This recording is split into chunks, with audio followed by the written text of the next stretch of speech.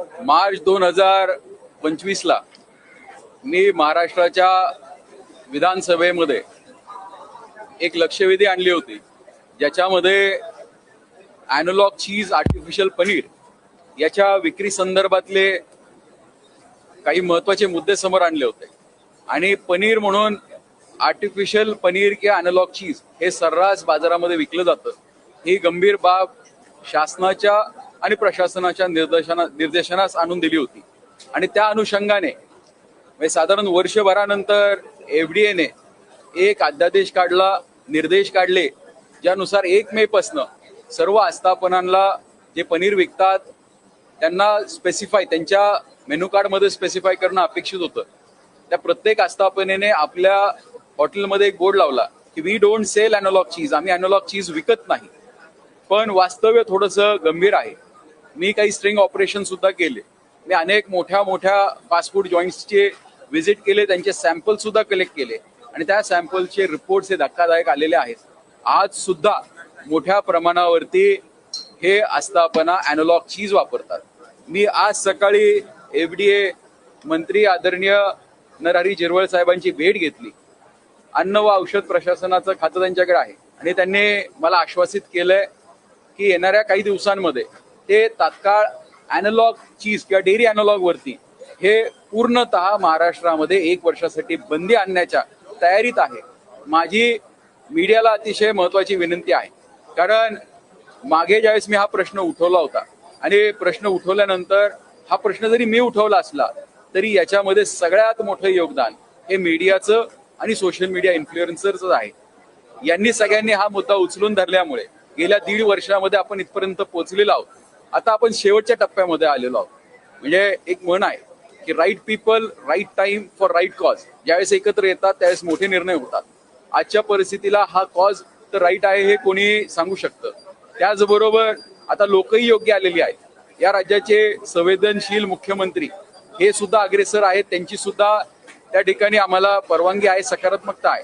त्याचबरोबर अभ्यासू असणारे, ज्यांना या संपूर्ण विषयाची माहिती आहे, असे झिरवळ साहेब आणि सगळ्यात महत्त्वाचं हे ज्याला जिगरीने काम करणारे कमिशनर, आयुक्त या खात्याला भेटलेले आहेत.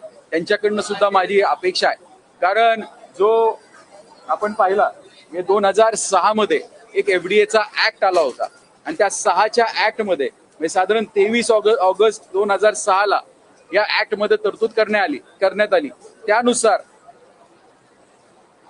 Commissioner of food and safety of state याच्यामध्ये state government shall appoint a commissioner for food safety for the state for effective implementation of food and standards and other requirements laid down under the act and the rules and regulation made thereunder. The commissioner of food safety shall perform all or any following functions. त्याच्यामध्ये एक महत्त्वाचं function आहे, ते म्हणजे prohibit in the interest of public health the manufacture, storage, distribution or sale of any article of food either in the whole of the state or any area of part thereof for such period not exceeding 1 year as may be specified in the order noticed in behalf of the official gazette.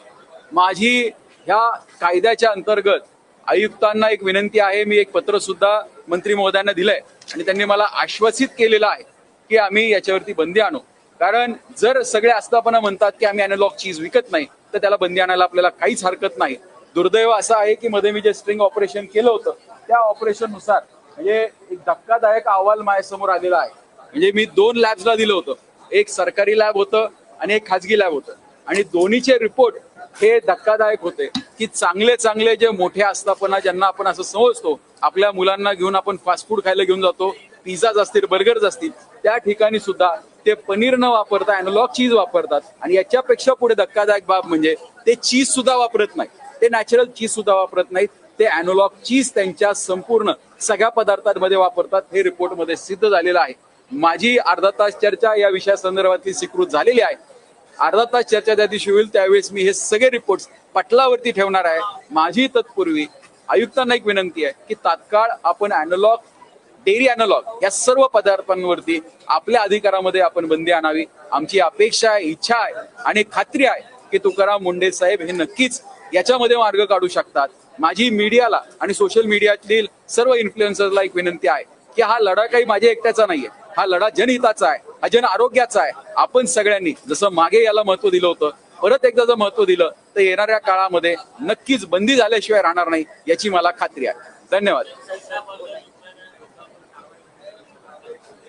नाही, दुर्दैव काय होतं, pizza burger joints विकणारे जेवढे fast food joints आहेत ते ज्यावेळेस त्यांचे सॅम्पल रिपोर्टिंगला पाठवतात, ते रिपोर्टिंगला पाठवताना ते असं लिहितात की याच्यामध्ये मिल्क प्रोडक्ट आहे का. तर मुळात दुर्दैव असं आहे की अॅनालॉग चीजमध्ये काही प्रमाणामध्ये मिल्क पावडर टाकतात, त्यामुळे रिपोर्टमध्ये मिल्क प्रोडक्ट आहे असं येतं. माझी विनंती सरकारला अशी आहे, माझी विनंती प्रशासनाला अशी आहे की यांचे सगळ्यांचे सॅम्पल तुम्ही आजच्या आज तुम्ही उचला आणि हे सॅम्पल तपासणीला द्या आणि देत असताना याच्यामध्ये मिल्क प्रोडक्ट आहे का, याच्यापेक्षा हे अॅनालॉग आहे का, याच्यामध्ये तेल आहे का, याची खात्री तुम्ही करून घ्या. मी खात्रीशीर सांगतो तुम्हाला की हे सर्वजण अॅनालॉग चीज वापरतात, नॅचरल चीज कोणीही वापरत नाही, पनीर कोणीही वापरत नाही आणि हे खूप घातक आहे. हे फक्त आणि फक्त तेलाचे गोळे आहेत.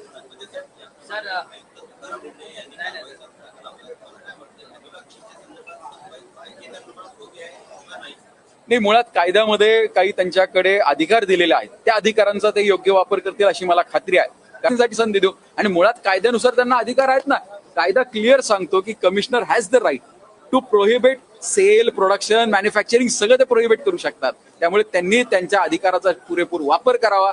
मी खात्रीशीर सांगतो की देशात महाराष्ट्र हे पहिलं राज्य असेल एवढा मोठा निर्णय घेणारा, आणि देशातच नाही तर संपूर्ण जगामध्ये एवढा मोठा निर्णय घेणारा महाराष्ट्र हे पहिलं राज्य ठरेल.